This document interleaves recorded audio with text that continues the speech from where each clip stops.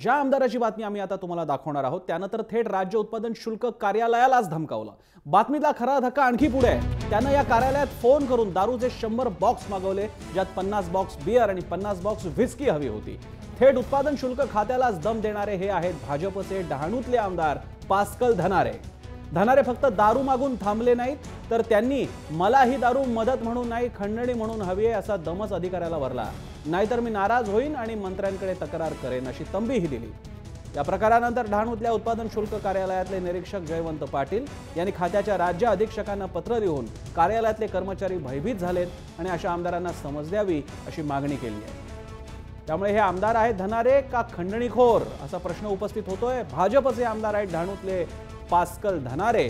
Pascal धनाऱ्यांची हिम्मत बघा, थेट राज्य उत्पादन शुल्क खात्यालाच फोन लावला आणि म्हटलं की मदत नाही खंडणीच हवी आहे 100 बॉक्स दारूची। दारू कशासाठी? मतदारसंघात वाटण्यासाठी।